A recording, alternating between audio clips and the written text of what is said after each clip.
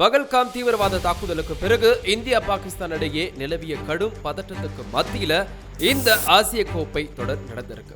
தொடர் முழுவதும் இரு அணி வீரர்களுக்கும் இடையே விரோத போக்கும் நீடிச்சது. குறிப்பா இறுதிப் போட்டியில பாகிஸ்தானை வீழ்த்தி இந்தியா வென்ற கோப்பையை தராம அதை துபாய் அலுவலகத்துல பூட்டி வச்சு நாடகமாடி வரும் ஆசிய கோப்பை கிரிக்கெட் கவுன்சில் தலைவரும் பாகிஸ்தான் உள்துறை அமைச்சருமான மோஷின் நக்வியின் இந்த அடாவடியான மற்றும் விளையாட்டுக்கு விரோதமான நடவடிக்கையை சர்வதேச கிரிக்கெட் கவுன்சிலின் கவனத்துக்கு கொண்டு செல்ல பிசிசிஐ முடிவு செஞ்சிருக்காங்க.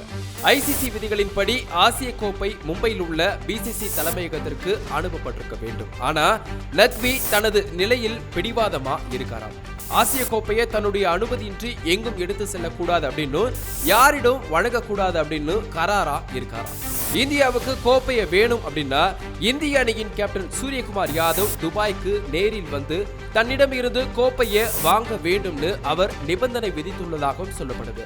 கிரிக்கெட் கோப்பையை ஒரு தனிப்பட்ட கௌரவ பிரச்சனையா மாற்றி இரு நாட்டு உறவுல மேலும் விரிசலை ஏற்படுத்தியுள்ள மோஷின் நக்வியின் செயல் உலக கிரிக்கெட் அரங்குல கடும் விமர்சனத்துக்கு உள்ளாகி இருக்கு. மோஷின் நக்வியின் செயலை நீங்க எப்படி பாக்குறீங்க அப்படின்றத மறக்காம கமெண்ட்ல சொல்லுங்க.